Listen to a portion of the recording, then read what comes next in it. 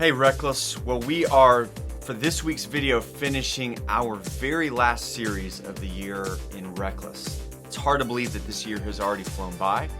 And so from beginning to end of this year, everything that we've done, from series to different events to all the things that we've been trying to do, is to help equip you and your generation to be the next generation of the church, to be the future of the church, and to help equip you and give you the tools and the resources that you need to courageously live out your faith in a world that's becoming more difficult to do that. That you would be, as Jesus says, salt and light, that you'd be salt of the earth and the light of the world to those around you. And so for this week's video, and as we start this last series of the year, this is kind of the same way. We're gonna land the plane on this year by focusing on kind of that same thing. And I think this series is going to do so much to help give you some more of those tools that are necessary to be who God's called you to be. And so this series that we're in is a series called Different. And what we're doing over the course of the next 5 weeks is we're looking at ways in which Jesus has called us to be set apart from the world around us. For us to live out our faith, for us to be an example that in so many ways becomes different and attractive and beautiful to those who don't believe what we believe. And so that's what we're going to be talking about. And so as we begin this week's video, I want to just ask you kind of this question, like, what do you think of when you think of someone bending their knee or bowing their knee to somebody else? Right now I would do this, but you would lose the top of my head. All right, so if I'm on one knee right now, like what does that symbolize? Maybe for some it symbolizes somebody proposing, right? Trying to get engaged, wanting to be married. And so bending their knee, bowing their knee before that person, usually it's the guy bowing their knee before the girl and just asking, will you marry me?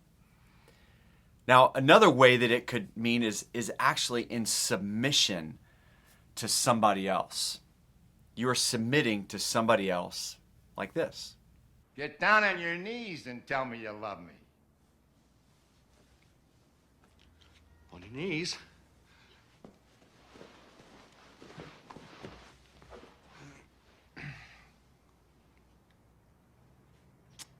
I love you. You gotta do better than that. I love you. Now see, I believe that every single day you and I bow our knee or bend our knee to something. And it's probably not Macaulay Culkin in Home Alone. We're probably not bowing our knee to him. But we are bowing our knees to someone as a sign of submission, as a sign of worship. And so my question to you is, who do you bow your knees to? Who do you bow down to? Now, to help us with this, we're going to go back to a story that you very well may have heard of in the Old Testament. If you're involved in our kids ministry, Pastor Brent's probably walked you through this story over the years. And so just to kind of give us a little bit of context, we're going to be in the book of Daniel. And just to kind of set up this story and so you understand the context, the nation of Israel has repeatedly turned their back on God, rejected God, and lived a life of sin, lived in disobedience to who God had called them to be and how he had called them to live. And so over and over again, it's this cycle where they turn their back on God, and a foreign nation, God takes his hand of blessing, off the nation of Israel. Another nation comes in, takes them over. They repent of their sin, turn back to God. God rescues and redeems them, and then they do it all over again. And so finally it gets to a point where God has more or less had enough, over and over again as part of his plan. He has constantly warn and say, hey, if you will follow me, if you will honor me with your life, if you will obey my commands, then I will be with you and I will have my hand of blessing on you. And yet finally it comes to an end where the nation of Israel has rejected God one final time and turned their back on him. And so God gives them over to this foreign nation called Babylon. And so in around 600 BC, King Nebuchadnezzar comes in. He kind of besieges the city of Jerusalem. He takes a bunch of the gold and precious valuables from the temple and he takes it back to, his own land. And with that, he takes a bunch of people with him. All right, and so we're going to pick up now in Daniel chapter 1. Here's what it says in verse 3. Then the king ordered Ashpenaz, his chief of staff, to bring to the palace some of the young men of Judah's royal family and other noble families who had been brought to Babylon as captives. Select only strong, healthy, and good-looking young men, he said. Make sure they are well-versed in every branch of learning, are gifted with knowledge and good judgment, and are suited to serve in the royal palace. Train these young men in the language and literature of Babylon. So King Nebuchadnezzar gives an order for his people to take the best of the best, these young men, back to the country of Babylon, where they were going to, over a period of 3 years, we're going to train them, indoctrinate them into their belief system, their ways, their culture, so that they could then serve the king after the end of these 3 years. Now, we don't know how old these men were, but a lot of scholars believe that they were around 15 years old. So imagine if you're a high schooler watching this around your age, you may think that's not that big of a deal. But just picture some foreign nation like China or something coming in and taking over the United States, and then taking you and some of your friends back to China and indoctrinating you, kind of stripping you of your belief system and your culture, and then teaching you, indoctrinating you into some of their own cultural beliefs and religion and all of those other kind of things. And so the goal was to really kind of strip these Israelite men away from their faith and who they were, and then to retrain them into different cultural beliefs. Some were in stark contrast to their own religious beliefs. I mean, they would do things like astrology and exorcism and forms of magic, and a different set of beliefs serving and worshiping different gods. And so this is what happened in this moment. And so we don't really know how many young men were taken at this time, but there could have been hundreds or maybe even thousands that were taken. And 4 of these men were guys named Daniel, which this actually wrote this book. Then you've got other guys named Shadrach, Meshach, and Abednego. And these 4 guys were guys in particular. We don't hear a bunch of stories about some of these other young men, but we do read and hear stories about these 4 men who loved God and wanted to honor God even while they were taken into a foreign land and tried to be indoctrinated into a different set of beliefs. And so in one such story, the ultimate test that they were going to face comes in Daniel chapter 3. So at the beginning of Daniel chapter 3, King Nebuchadnezzar builds this giant golden statue. It's like 90 feet high. And he calls all of his high-ranking officials and governors and all these leaders and that kind of thing. And he says, all right, guys, here's the deal. I've just built this statue. And when the music plays, I want all of you to bow down in worship and submission to it. And if you don't, then see that big old blazing furnace right over there? We're going to throw you in it and kill you. All right? So then the music plays, and all of these people, maybe mostly men, maybe men and women, all bow down before this giant golden statue. Except 3 men, Shadrach, Meshach, and Abednego. Now you may go, what about Daniel? Well, Daniel apparently at this time is in as part of the king's court. And so he very well, you might have had the king standing there, and then you've got Daniel and some other very high-ranking officials in his court that are watching all of this take place. So we don't hear about Daniel in this particular story, mainly because he's not part of all of these leaders that are made to bow down before this statue. But these other 3 men, Shadrach, Meshach, and Abednego, are made to do that. Only they refuse to. And so in Daniel chapter 3, starting in verse 12, King Nebuchadnezzar pulls these guys together. And it says, starting in verse 12, it says, there were some Jews, Shadrach, Meshach, and Abednego, whom you have put in charge of the province of Babylon. They pay no attention to you, your majesty. They refuse to serve your gods and do not worship the gold statue you have set up. So then King Nebuchadnezzar flew into a rage and ordered that Shadrach, Meshach, and Abednego be brought before him. When they were brought in, Nebuchadnezzar said to them, is it true that you refuse to serve my gods or to worship the gold statue I have set up? I will give you one more chance to bow down and worship the statue I have made when you hear the sound of the musical instruments. But if you refuse, you will be thrown immediately into the blazing furnace, and then what God will be able to rescue you from my power?" Verse 16, Shadrach, Meshach, and Abednego replied, "O Nebuchadnezzar, we do not need to defend ourselves before you. If we are thrown into the blazing furnace, the God whom we serve is able to save us. He will rescue us from your power, your majesty. But even if he doesn't, we want to make it clear to you, your majesty, that we will never serve your gods or worship the gold statue you have set up." Now, do you think Nebuchadnezzar was impressed with their courage? I mean, did he go, "Man, guys, I commend you for your faith. I'm so impressed that you believe this so much"? No, he didn't. He gave an order to turn the furnace up 7 times hotter. So in other words, he basically returned their obedience to God with more persecution. He made it more difficult on them.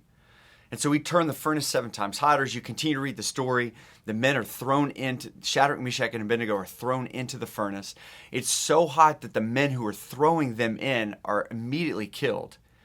And so King Nebuchadnezzar watches in this furnace, and all of a sudden these men are just walking around completely unharmed. And there was a 4th person in there. It was God was with them. God was actually in the furnace with them. And so Nebuchadnezzar's like blown away by this. He pulls the men out of the furnace. And when they're standing before the king, they don't even smell like smoke. Not even their clothes or their hair smells like smoke. See, these 3 men honored God, and God blessed them for their obedience. Now, you may say, "Hey, Todd, that's a great story. Like, what does this story have to do with me?" Well, maybe more than you think. See, even though Babylon was an actual great kingdom that existed, one of the greatest kingdoms in the history of the planet, Babylon, the word Babylon is also often used in the Bible as a metaphor. In fact, in Revelation 18, right before Jesus comes back, Babylon is described as the personification of evil. It is the worst of the worst. It represents the sin and the evil in all the world. I mean, it is worse than Al-Qaeda. It's worse than Vladimir Putin and Russia. It's worse than Nazi Germany. It is symbolic in the Bible as a metaphor for all that's wrong, the depths of depravity, the depths of evil and sin that exist in the world. In other words, Babylon in that context exists today. See, Babylon exists today. What is Babylon doing today? It's trying to take us captive. It's trying to indoctrinate us into the ways of the world, into getting us to bow down and worship other things instead of worshiping God alone. It's trying to get us to believe the worldly systems and worldly beliefs and ideas and different mindsets that are much different than who God has called us to be and how God has called us to live. See, every single day, Babylon is at work representing the gods of today that are fighting for our attention, our love, and our worship. Now, you may ask, what are those gods of today? What does that look like? Well, the first one is the God of individualism. Now, this God might be the most powerful God of our day. It is the belief or the idea that you can do whatever you want, that what matters most is your feelings, your happiness, you doing what makes you happy and what pleases you. And so you are the full and final authority of your life, not anyone else. You are the one that determines what's right and what's wrong, what's good for you, how you want to live, what you want to do. And so the goal with individualism is, hey, just be true to yourself. You are your own God.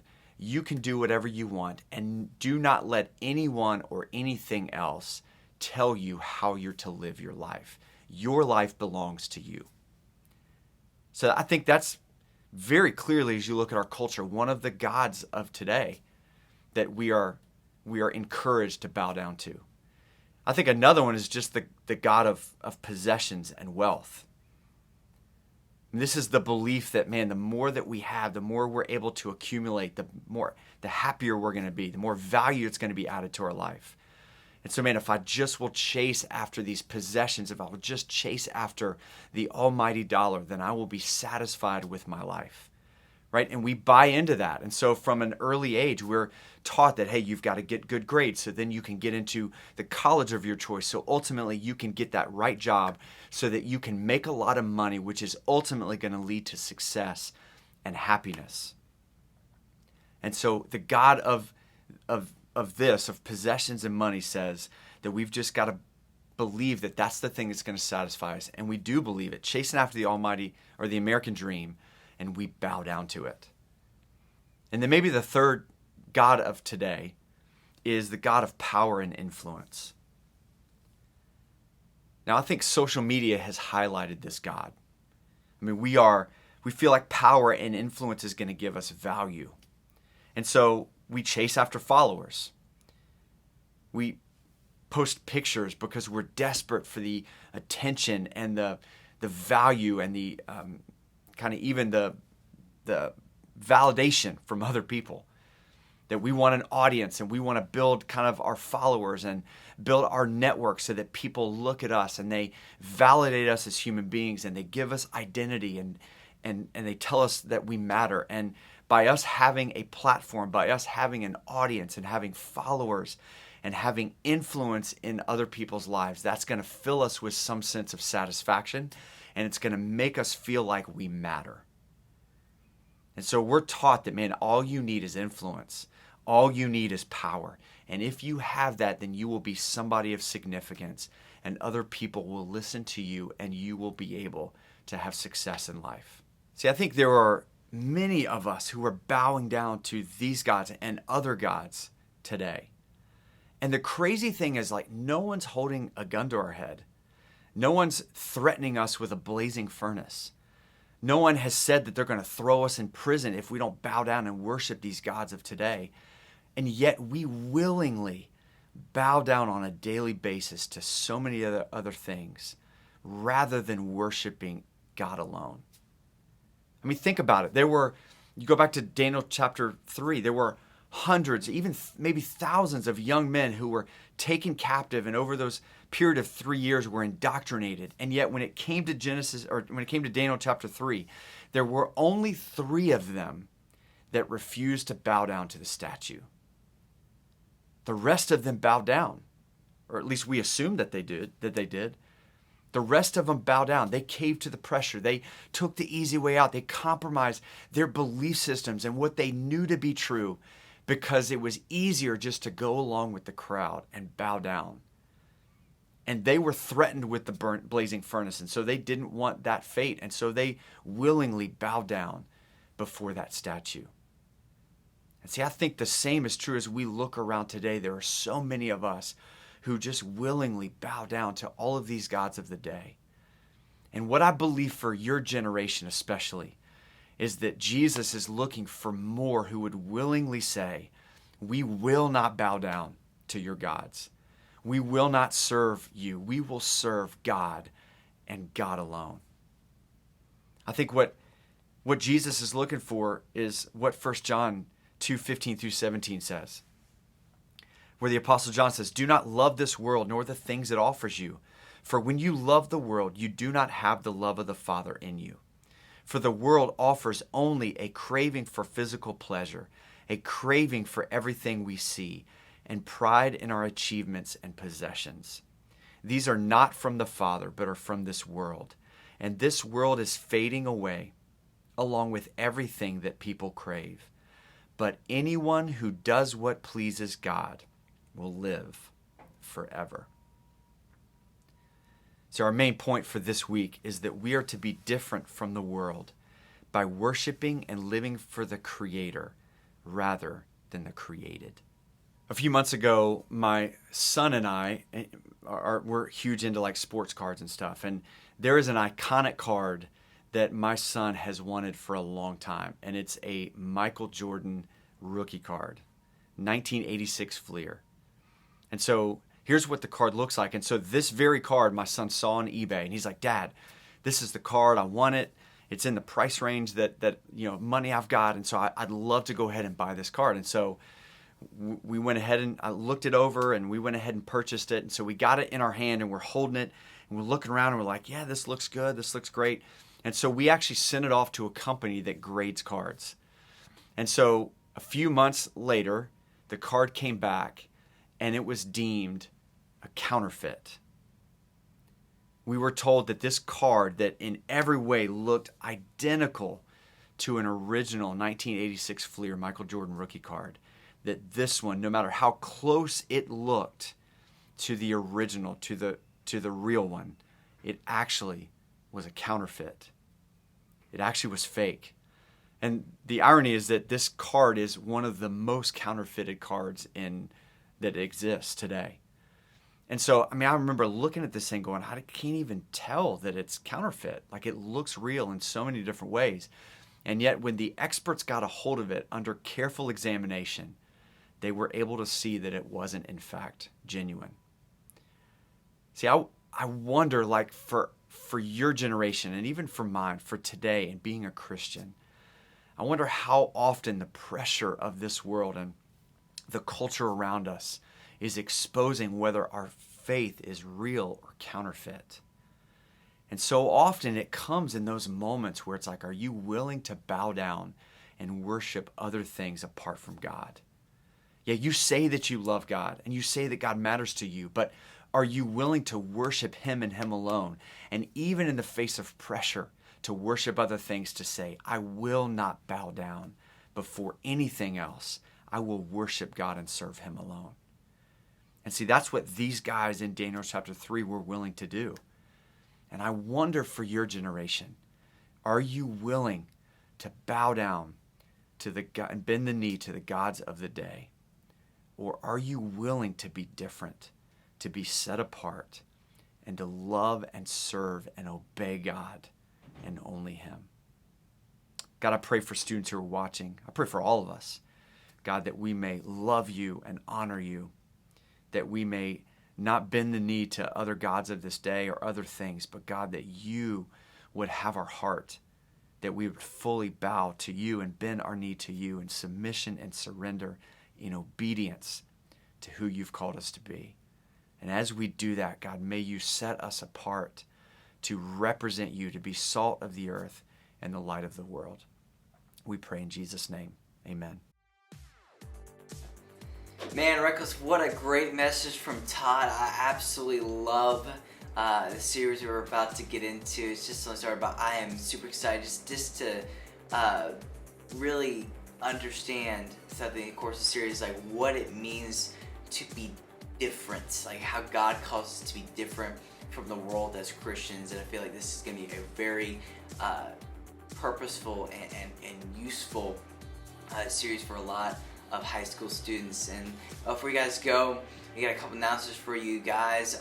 One is that, again, we have our podcast, we have our message recap podcast on Monday, the replay from that, and then we have the student portion coming on Thursdays, anywhere you find podcasts. Also, we are still meeting in person. It's a last week series, so if you guys have been wanting to come back, it's our last series. We only have 5 weeks left, so definitely make an effort to come back to Sunday nights from 6 to 9. And if you want to figure out anything more about student ministry, we have WRC Students on Instagram, and then westchurch.com/students online to find information. And just know, Reckless, you are loved.